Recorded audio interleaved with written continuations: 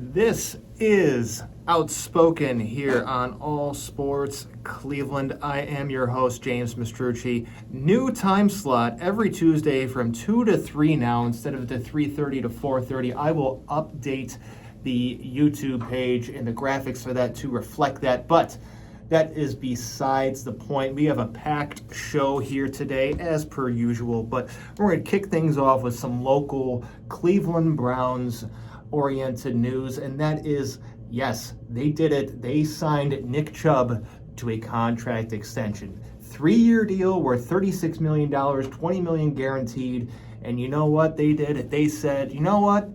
They can take that guardrails document that's always been completely ridiculous and throw it right in the trash because guess what? We paid a running back. So I always like to poke fun at the guardrails. That document's ridiculous. But looking at the overall deal, this is ideally the right type of contract that they agreed to with Nick Chubb. I was hoping for something similar to what Derrick Henry got. This is definitely similar. It's definitely kind of a bargain when you consider it. 3 years, $36 million. It's structured. I believe it increases as the time goes on, as years go on. But I am perfectly fine with that because it gives the Browns a couple of outs here. One, it's a short-term deal. It doesn't keep them locked in for a long time, which means if for some reason Nick Chubb suffers an injury or he just suddenly becomes less effective for one reason or the other, whether it's his own performance, whether it is play calling impacts his actual production level, they are protected because that's not a big deal. And the $36 million, that's great. That's a lot less than I think a lot of people expected Nick Chubb to get. And, you consider the position of the running back, and the general argument against paying a running back is that running backs don't matter, which is the most ridiculous, ludicrous statement in the world. It needs to be revised. Average running backs don't matter. Nick Chubb isn't average.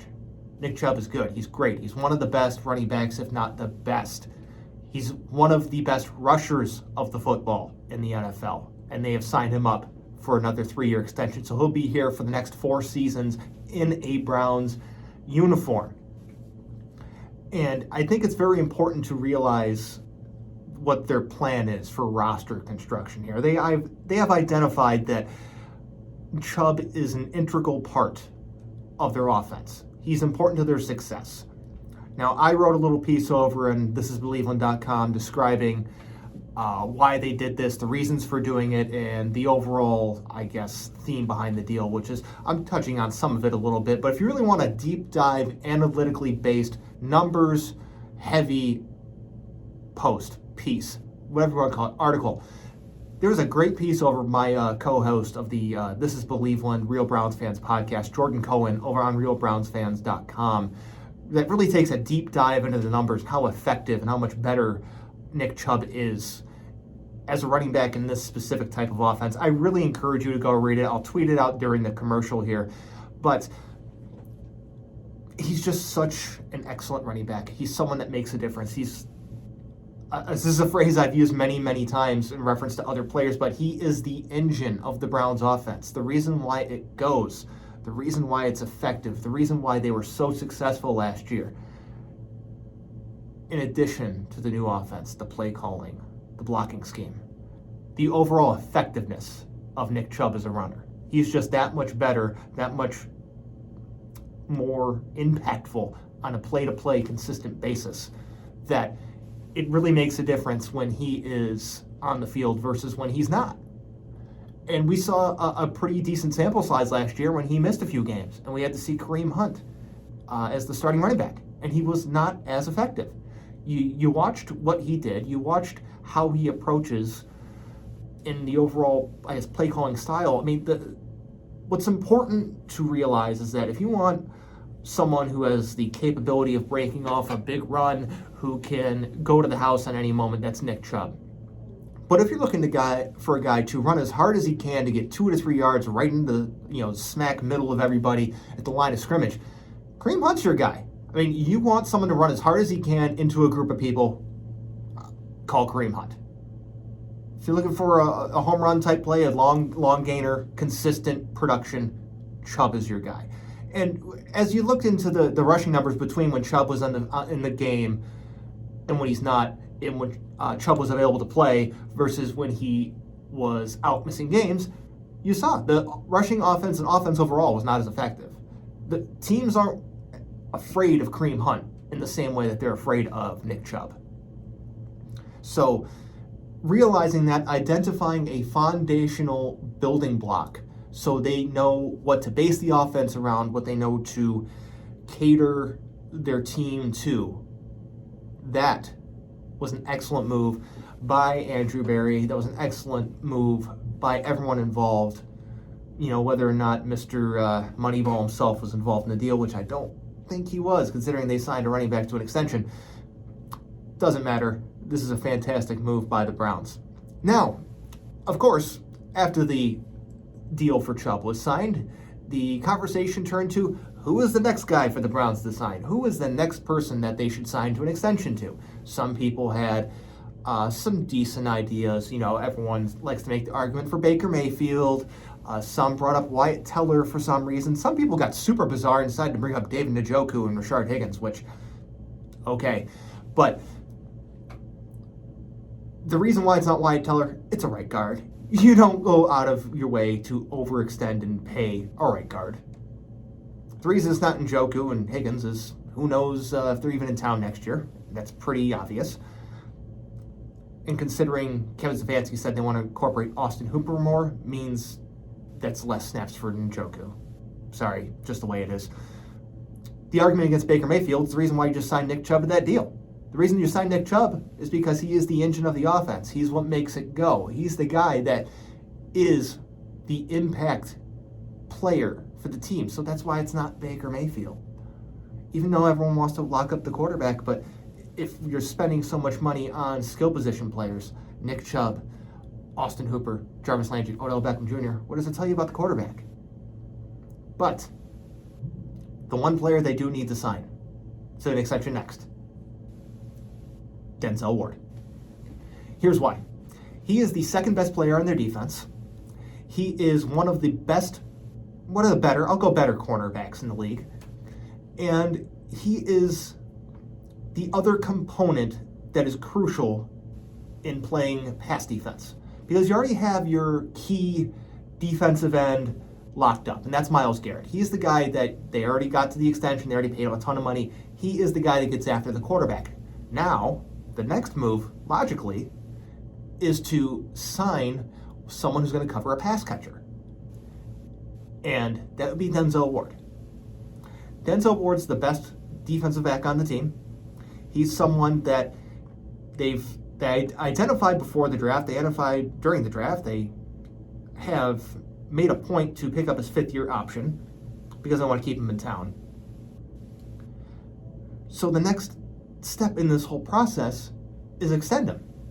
Make sure you keep him in town. Secure that consistent presence on that side of the field. Him being here for the long term only makes guys like they just drafted Greg Newsome, they brought into town, Troy Hill, or John Johnson playing behind him, or Grant Delpit, or Roddy Harrison, whoever the other safety is going to be. That only makes them better, knowing they're going to have that same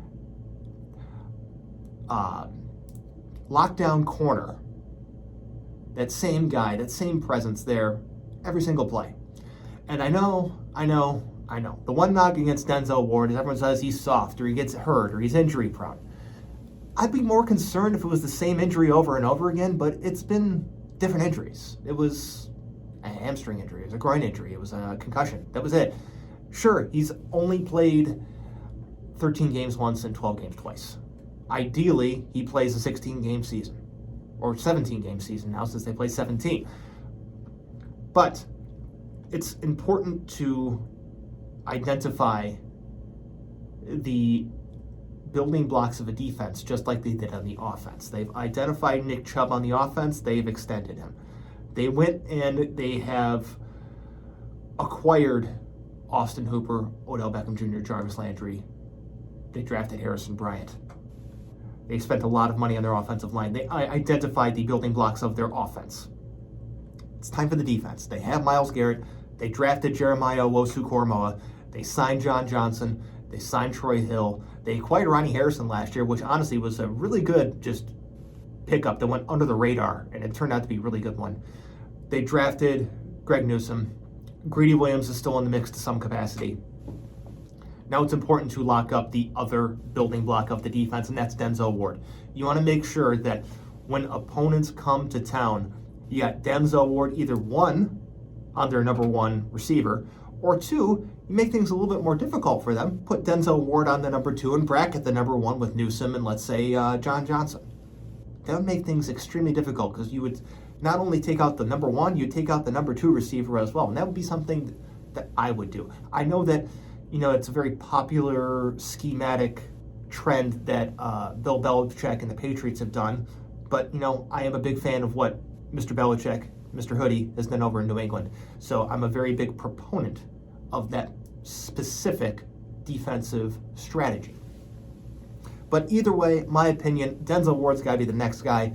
Now, it doesn't need to be now, it doesn't need to be mid-season. But it should be Denzel Ward first as the next guy. Big gap. Baker Mayfield, if he continues to progress and he actually lives up to the expectations that everyone has of him, would be second.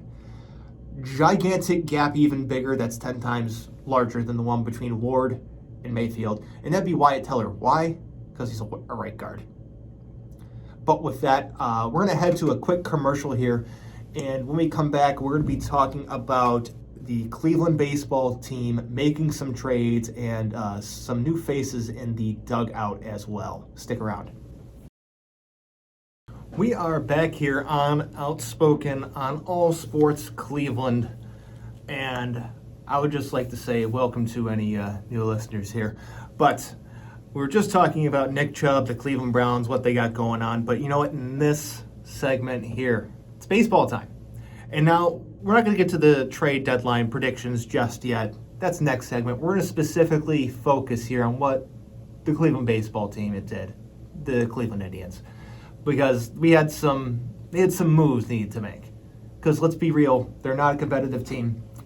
They needed to just kind of move on from some guys so they can get some better looks at some of their younger players. So obviously that meant moving on from Cesar Hernandez, Eddie Rosario, Jordan Luplow, DJ Johnson, and Phil Maton. All those names now gone. Honestly, I'm surprised they didn't also look to move guys like Nick Wickren, Brian Shaw, and Blake Parker as well. But since they're in this kind of still pseudo in contention mode, hanging out of those guys makes a little bit of sense. But I imagine once they officially wave the white flag, I could see them DFAing a couple guys and allowing them to find a different team to catch on with to maybe get that postseason run that they'd be looking for. They really didn't get a whole lot in terms of major league ready talent, players, bats.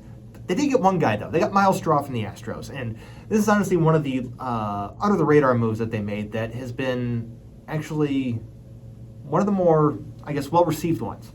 Because Miles Straw is a center fielder. He is someone that plays a position that has been basically a black hole for 15 years. The last time they had a consistent center fielder, and consistent, I'm using that word fairly generously, but that goes to Grady Sizemore. Since then, it's been a rotating cast featuring guys like Trevor Crowe. Who else do we have? Greg Allen was in the mix. Rajai Davis, Austin Jackson, Leonis Martin. Lots of former Tigers in the mix, by the way. Jason Kipnis at one point was out in center field. So was Ahmed Rosario this season. In addition to guys like Oscar Mercado, Bradley Zimmer, Daniel Johnson, I think might have gotten some time in center, but don't quote me on that. Not entirely positive. But basically a whole lot of nothing is what we've seen. But getting someone like Miles Straw, who is not necessarily fit the prototype that everyone thinks of when they think of the modern day baseball player, the three true outcomes guy, he does have a little bit more contact in his bat. He is someone that is going to have good bat-to-ball skills.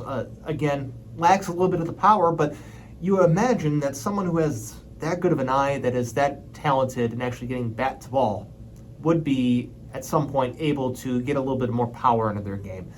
Either that's with a slight swing adjustment or just adding a little bit of muscle to their frame, which is something that's not necessarily out of the realm of possibilities. But he's been quite the productive player for them so far. And moving forward, I don't want to say yes, this guy's the center fielder of the future, but he's got quite the lead ahead of everyone else on this roster. Because you look at who else they've trotted out. It's been Bradley Zimmer, Oscar Mercado, Ahmed Rosario. It's been basically who sucks the least has been their motto for the center field position.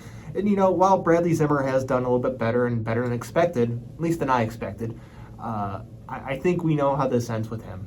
Oscar Mercado is just not simply a consistent bat.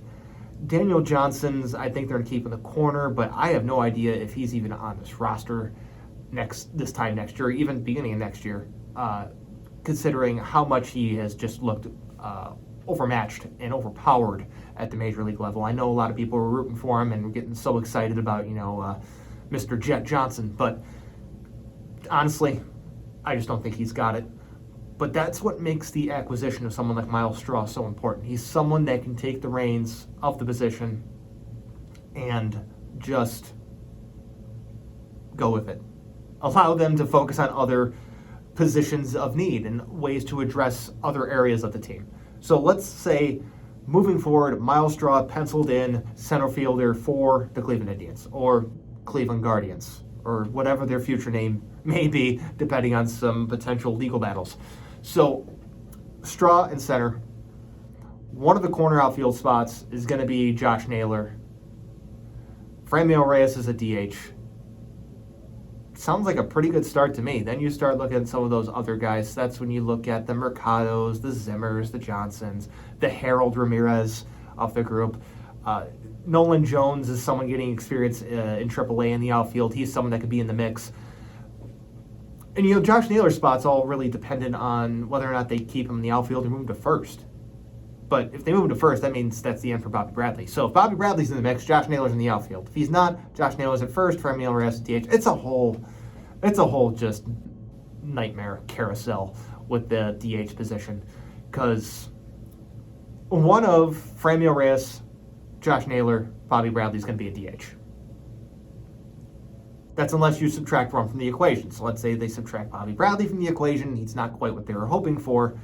You can move one of the guys to first base, such as Josh Naylor.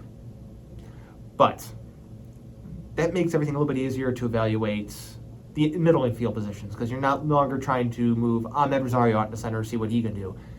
He's not really good defensively to begin with, but in center field, it's much more of a struggle than at shortstop.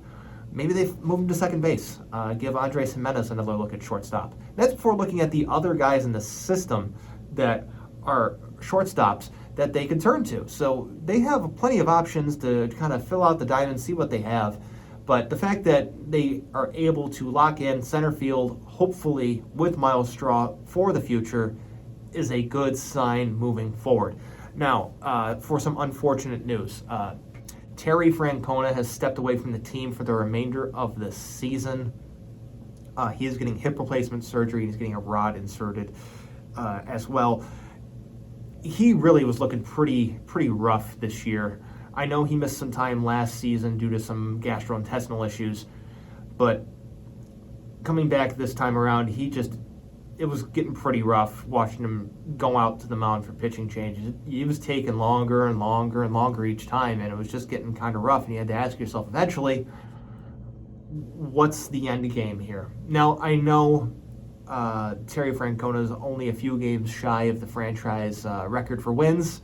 I realize that Tito is a much beloved figure in the city and among the organization.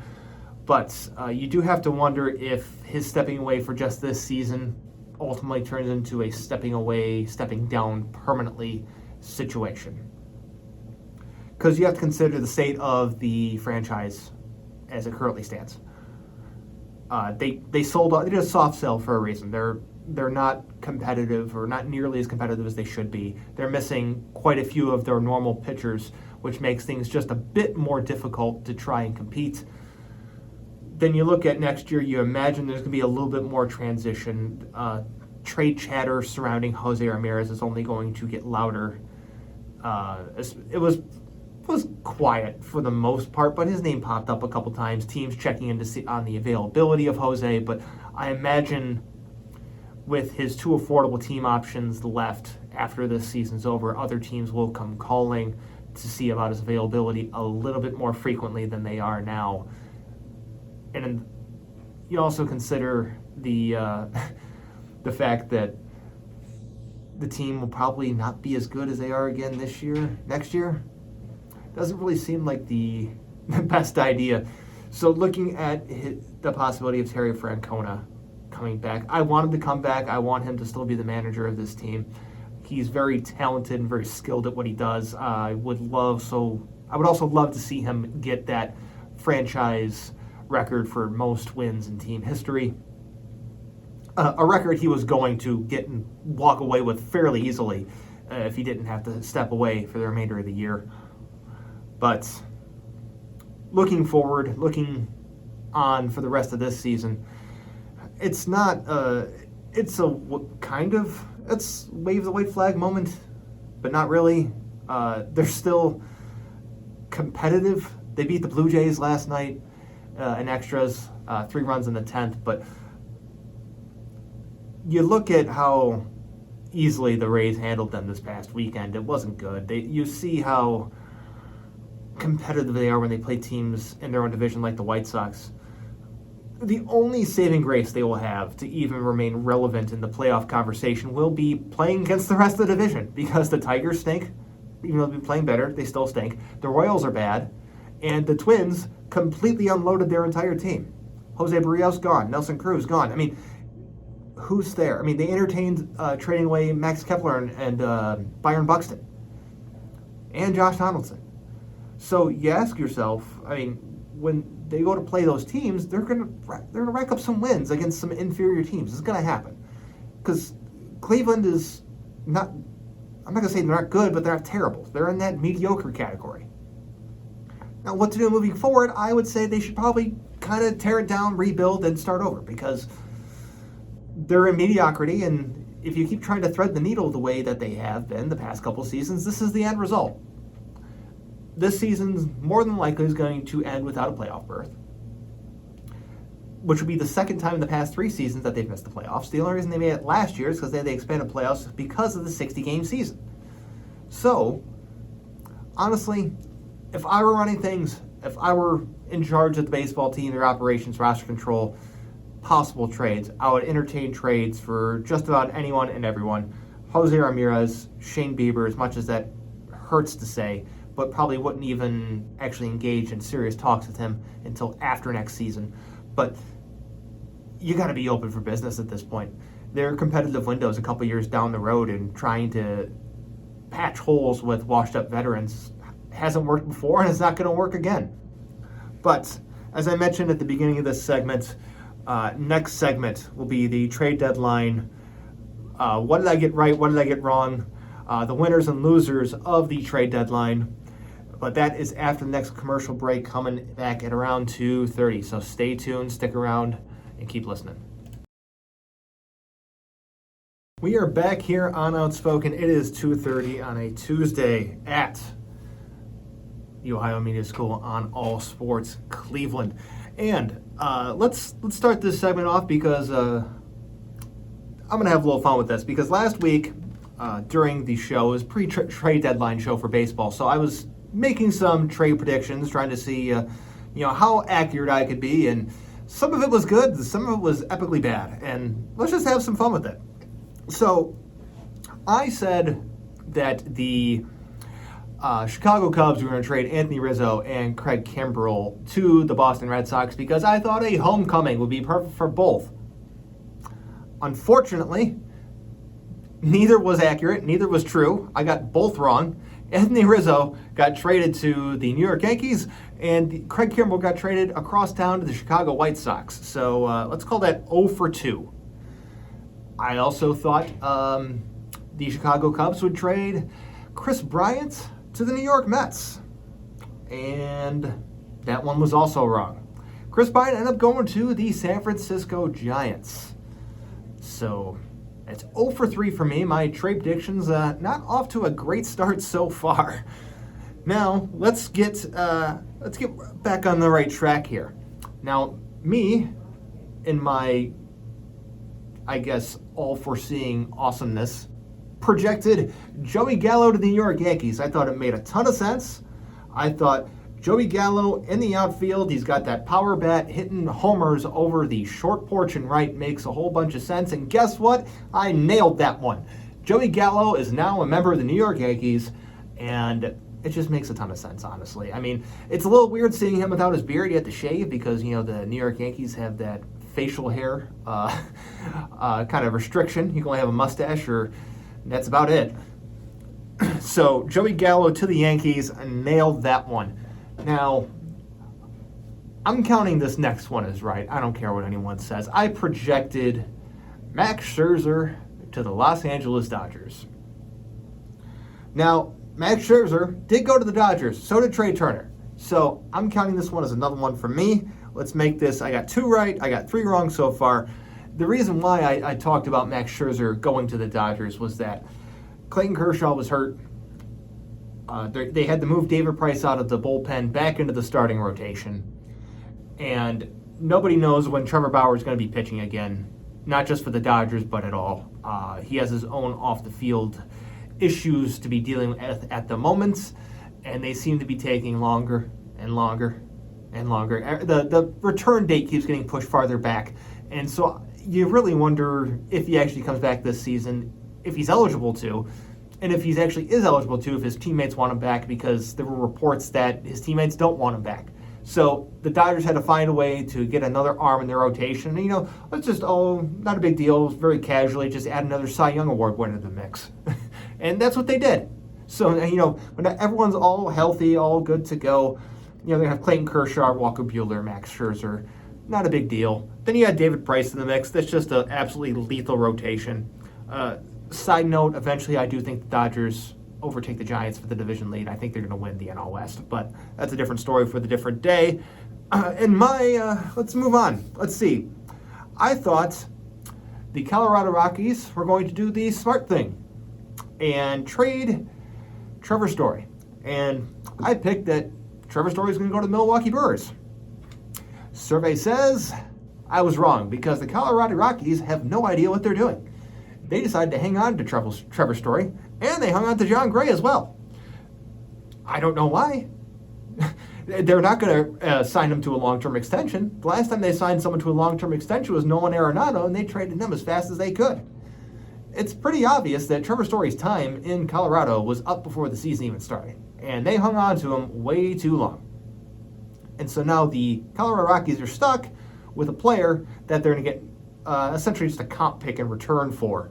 So not too great of roster management by the Colorado Rockies. So that's another one I got wrong. So 2 correct and 4 incorrect, because we had 3 going to different teams and 1 staying put in Trevor Story. Now, because, let me explain this next one, I guess. I mean, you have to explain it. We can just go right to it. I projected the Minnesota Twins to trade Jose Barrios to the San Diego Padres. This one I was also wrong about. I thought that as a reactionary move for the Dodgers getting Max Scherzer, I thought that the Padres would go and try to get a pitcher of their own to boost the rotation in Jose Barrios. Little did I know that this entire trade saga with Max Scherzer would unfold in the manner of the San Diego Padres were first close to actually getting him. Then it turned out that they blew it, and the Dodgers came in, swooped in, stole the deal, and they ended up with nothing. So, Jose Barrios is in Toronto. He's with the Blue Jays. So the Blue Jays get themselves a pitcher to keep themselves relevant in the playoff contest, the competition over in the American League East and Wild Card. So, got another one wrong. 2 and 5. And this one I'm really kind of annoyed about. I projected Richard Rodriguez to go to the Phillies. While at first it looked like this was going to happen, Apparently, the Phillies blew it, just like the Padres blew it with Max Scherzer, because Rodriguez, he's in Atlanta. He's with the Braves. The Phillies were reportedly close until the trade talks broke down, and that resulted in Rodriguez going to Atlanta. So my overall record here, 2-6. I got 2 right, I got 6 wrong. It happens. It's just how it goes. You can't always be right when it comes to projections. Projecting things is one of the harder things to do. And my 2-6 record here, not very great. But that leads me to our next topic here, and that would be the winners and losers of the trade deadline. Now, I'm just going to get you some quick hits. If you would like some more in-depth conversation here about this, you can check out the article I wrote on thisisbelieveland.com under the With a Jimitude menu. Just click on that. I will tweet this article out as well during the next commercial. But I had some winners and some losers of the trade deadline. Obviously, Dodgers. Come on. They got Max Scherzer and Trey Turner. What are we doing here? The Yankees getting 2 bats to their lineup. Joey Gallo, Anthony Rizzo, 2 lefties to break up the long parade of righties. Makes a ton of sense. The Mets are a winner. I have the Mets as a winner because they got Javi Baez. Getting Javi Baez while Francisco Lindor is out, huge move. He can play shortstop until Lindor comes back. Then he can move to third or second, or wherever they want to put him. Because, as Javi did say, Francisco Lindor is the only person he'll move off a shortstop for. Looking at in the American League Central, we have the Chicago White Sox as winners. They added Craig Kimbrell, Ryan Tepera to an already pretty good lineup there. You can read more about my thoughts on the White Sox, but they did pretty good. Chicago Cubs, they're a winner even though they disassembled their entire team pretty much.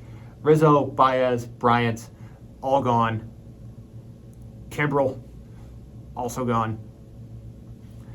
They had to just press the reset button, press the let's start fresh, let's start new. In a couple of years, they should be relevant again, but they were going nowhere with this, the group referred to as the core. It wasn't going to happen. So moving on from those, setting things over, resetting, refreshing, that's what they needed to do. I don't know how much longer David Ross is going to stay in town because I believe he was brought in because of his relationship with those players in particular. So maybe there's a managerial change over in the north side of Chicago. Maybe they got somebody new to take over the Cubs going into next season, considering they have turned the page on that era, on that team. Now, losers, these are pretty obvious here. The Rockies, they still have John Gray and Trevor Story. The Red Sox, because after initially being linked to both Anthony Rizzo and Craig Kimbrell, they came away with neither and landed Kyle Schwarber instead, who's a glorified DH. And he's hurt. So, I don't know what you're doing there. Padres, they were so close to getting to Scherzer, they blew it, and Scherzer went to a division rival. Pretty plain and simple. And the Cardinals, also a loser. You can read more about why they're a loser on my post, which I will be tweeting out shortly. But there are some other teams that kind of fall in that middle ground category. Cleveland's definitely one of those teams that falls in that category. Just because they shed some guys they need to get rid of, but they're still in no man's land. They're still a mediocre team overall. You look at Miami, they're still in that middle ground. I'm not quite sure what they're doing. The Nationals also in that middle ground. I mean, yeah, they traded away Scherzer, they traded away Trey Turner and Kyle Schwarber, but who knows where that team's going? I mean, I couldn't tell you. Baltimore seemed like they were active in trade talks with players, no real big moves being made there on that front. Seattle, I don't know what Jerry Dipoto is doing at any moment in time. That dude seems like he just flips coins and makes his decision based off, am I going to make a trade today or no? Then he just goes down name by name on the roster and be like, is it this guy, yes or no? Is it this guy? Is it this guy? Is it this guy? Maybe he has like a big wheel. He just kind of spins it, Wheel of Fortune style, and just be like, okay, this is the guy I'm trading today. This is the position I'm looking to acquire today in a trade.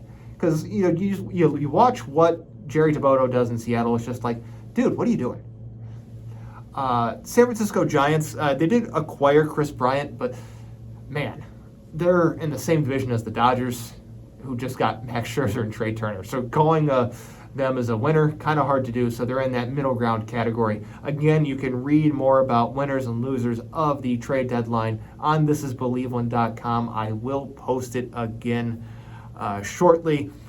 The way that everything sorts itself out over the rest of the season will be interesting to watch. One quick note before we head to a commercial, before we go to our final segment, is that interestingly enough, Anthony Rizzo, Chris Bryant, and Javi Baez all homered in their first game for their new teams. So kind of tough scene for Cubs fans to see that all those guys going to new towns homering in their first game with their new uniforms on.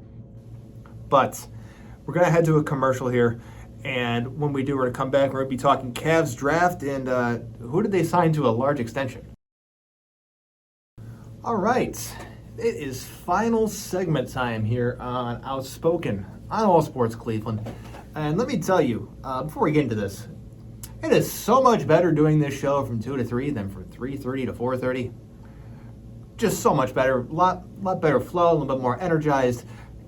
It's much more enjoyable, so I'm not just sitting around waiting to get things done. But that's besides the point. As I said before we went to break, the Cleveland Cavaliers made their selection at number 3 in the NBA draft last Thursday, and it was Evan Mobley out of USC.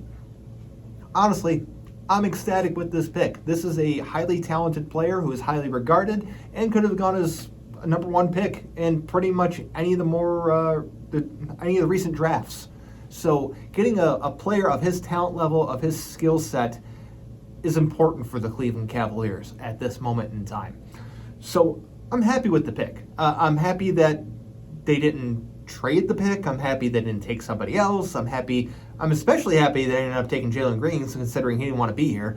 But Evan Mobley just seemed like to be the logical pick for the longest time, and Kobe Altman and the Cavs didn't outsmart themselves. They didn't get to try to be the smartest person in the room. They're like, okay, they realized that this team is bad.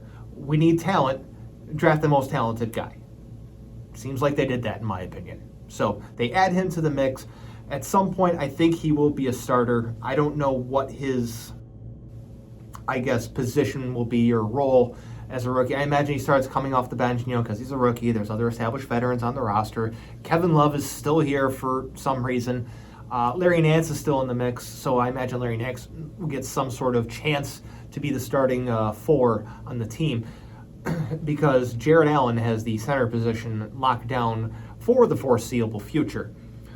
And that's the perfect segue to the next topic here. They signed Jarrett Allen to a 5-year, $100 million contract extension, or contract, which sort of makes the decision to draft Evan Mobley a little perplexing, I'll say. The reason why is that Evan Mobley is a 7-footer. Jarrett Allen is your center. At some point, whether you like it or not, Evan Mobley is going to be your center. I know he's a 7-foot wing and everyone gets excited about that, but there's only one Giannis, okay? He could very well get injured and his development be hampered, like we've seen with Kristaps Porzingis. Okay, because Kristaps Porzingis was the unicorn in New York with the Knicks, and he got hurt, and now he's the afterthought in Dallas. Okay? But that's besides the point. The point is that at some point or another, Evan Mobley is going to be your center, whether you like it or not. Okay? So why sign Jarrett Allen to this extension now when you've made that selection? Wouldn't you have explored a sign-and trade for Jarrett Allen to try and just kind of refresh the roster? I mean, they really need to do that anyways. But it's confusing. Jarrett Allen's an okay player. I think a lot of people are higher on him than I am, because I don't believe it to be a coincidence that once the Cavaliers acquired Jarrett Allen, and eventually sent Andre Drummond out to Elba like he's Napoleon, that the team took a downturn and went from being competitively bad to completely awful. Because the Cavs weren't good, but they were at least competitive in games they shouldn't be. They were winning games that they had no business winning. They were actually winning games, period. Then they relegate Andre Drummond to the bench and do whatever they did with him, and then the team fell off a cliff. I don't find... I think there's a reason there. Part of it is Andre Drummond is what is referred to as a floor raiser. So he'll make bad teams slightly better and win you more games, which is why we saw that early competitive state of the Cavaliers and why some people thought this team was a little bit more legit than they actually were. Jarrett Allen doesn't have that. I think Jarrett Allen would probably be better in a bench role with a different type of center ahead of him. So, maybe if they still had... if they gave DeAndre Drummond as a starter and Jarrett Allen as a backup, a little bit more run before they decided to just be like, we're going to pull the plug on this. I think you would have seen the best out of Jarrett Allen. But you don't pay a backup center $100 million over 5 years. I get that the contract at some point is movable, which is important because they're going to have to move it at one point or another. 3 years down the line, I don't expect Jarrett Allen to be here. I would love to be wrong. I'd love to him to take that next step in the progression, the development, and be the next, the great center for the Cleveland Cavaliers. I'd love for him to surpass everything that Tristan Thompson did for this organization, because Tristan Thompson has been one of the better centers that this franchise has had for a long time.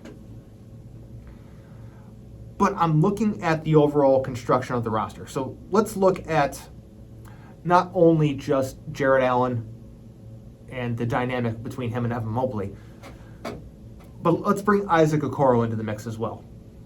And this is important. Jarrett Allen, Evan Mobley, Isaac Okoro. If any one of those guys is standing on the three-point line, the defense isn't going to take him seriously, okay? Which is going to create a problem with spacing. Which is going to create a problem with, if those guys are outside on the three-point line and then they don't care, that means everyone's going to either swarm Darius Garland or Colin Sexton or however else they have this starting lineup configured. Because, not that I think Ricky Rubio is going to make an appearance in the starting lineup, but I imagine he will at least at one point in the season for one reason or another. But they're going to worry more about Darius Garland, Colin Sexton doing anything than they are about Isaac Okoro, Jarrett Allen, Evan Mobley doing anything outside the paint. They're going to crowd the paint. They're going to just put as many guys as they can in that paint area and make it very difficult for any of those guys to do anything offensively down there, and make it very difficult for someone like Garland or Sexton to drive the lane. So it's a very interesting dynamic that they have, and I'm not sure it's going to fit. I know that a lot of people love them some Colin Sexton, but if there's a definition of empty numbers, empty points, empty stats, Colin Sexton's it. I'm sorry, he's not a winning player, at least not as a starter. Maybe coming off the bench. I've compared him to a high-end Jordan Clarkson time after time, and I will continue to do so until he proves me wrong, and he has yet to do that. So, unless Isaac Okoro takes that next step in development of becoming a three-point shooter, which I don't think he's going to. I've compared him to Tayshaun Prince. Others have agreed with me on this analysis and valuation. He's Tayshaun Prince. And while Tayshaun Prince at one point became a decent three-point shooter, you weren't worried about him out there like he was Steph Curry, okay? But Evan Mobley, Jarrett Allen, non-factors from three-point range. Darius Garland can shoot threes, so can Colin Sexton. But if you're looking for a team to average a solid 85 points a game, the 2021 Cleveland Cavaliers are your team. And this would be great if it was 1982, but last time I checked, it was 39 years ago. So I don't think it's going to get it done. So I brought it up, and that's Colin Sexton. There are rumors about Colin Sexton leading up, basically since the season ended, leading up to this past draft. What are they going to do? Apparently, he was very available in trade talks, and you see other reports being like they weren't actively shopping him, but they were listening. It's a whole thing. So, in a perfect world, I would move Colin Sexton to get a legitimate shooting guard. Because he's a combo guard who shouldn't be a starter. He's a sixth man. You're looking for a sixth man on a good team, Colin Sexton would be perfect because he's the guy you get the ball to with all the other guys. And, the backup guys are usually not very prolific in the scoring department. They usually have one thing that they're good at. Maybe they're a guy that shoots the three in the corner. Maybe it's a big center like JaVale McGee or something, where his game is at the rim. Not even above the rim, just at the rim. But he's someone that would be great running that second unit as the primary ball handler. In Cleveland, they have their primary ball handler. His name is Darius Garland. Their second unit has their primary ball handler for right now and probably until the trade deadline. That's Ricky Rubio. Because if there's a guy that has midseason trade written all over it, it is Ricky Rubio. But when you look at Colin Sexton, man, they just need just a shooting guard. Or, people like to use the word wing. Get him another wing, okay? Because I don't know if Isaac Okoro is a starter either. So Isaac Okoro is fine. Colin Sexton's fine, especially for the respective draft slots. However, when a team needs superstar talent, they need that guy that's going to be like franchise cornerstone, face of the franchise, foundational guy. I talked about this at the beginning of the show. I'm talking about the Browns, talking about Nick Chubb, Myles Garrett, Denzel Ward, those type of guys. But the Cavs, they need to find one. They might have one in Evan Mobley. I don't think it's Jarrett Allen. They might have one in Darius Garland, but I view him as being like that third guy. Like you got, let's say Evan Mobley turns into one of those guys. You have another guy, then Darius Garland's the third dude. And the other two are whoever. But I don't foresee the first two guys being Colin Sexton or Isaac Okoro or Jarrett Allen. One of them might be Evan Mobley. But with the money that Colin Sexton's going to make, because he's going to be due an extension at some point. He's still on his last year of his rookie deal, and there's going to be lots of conversations about whether or not the Cavs should pay him. I don't think they should. I think they should trade him, let some other team pay him. If it works out for them, great. But the way the Cavs are, their competitive timeline, which is a couple of years down the road because they're not good. They won't be good for a couple of years either because they still have a lot of things to sort out with not only Colin Sexton and Kevin Love, but Chetty Osman and what is Dylan Windler and how they're going to handle everything else on this roster. Are they going to keep trying to bring back Dean Wade and roll with him? Are they going to keep looking at and try and make things work the way it is? Are they still going to pretend that they're more competitive than they actually are? Because that's been the tone that's been coming out of their front office and coaching staff. I've used this phrase multiple times, but the Cleveland Cavaliers and the way they talk about themselves in terms of readiness and competitiveness, it is a textbook example of the Dunning-Kruger syndrome. So I'm not sure when they're going to be relevant again. I don't think they'll be relevant with Colin Sexton, Jarrett Allen on the roster. So I think they should probably move them sooner rather than later. But that is going to do it for today's show here. I'll be back next week from 2 to 3. I got to go check to see if my friends Kramer and Josh are doing some trivia on their show on the next station. That'd be North Coast Underground. If they are, I will go over and continue my reign as the king of trivia because I am the king of trivia. Remember to listen to So What's the Catch from 2 to 4 tomorrow, also on this station. Make sure to check out all of my work over on thisisbelieveland.com. Make sure to check out the This Is Believeland Real Browns Fans podcast. That's on Apple Podcasts, Spotify, Anchor, SoundCloud. Both thisisbelieveland.com and realbrownsfans.com. You can find all the information related to the Browns, Cavs, Cleveland baseball, Cleveland Monsters, and anything and everything on thisisbelieveland.com.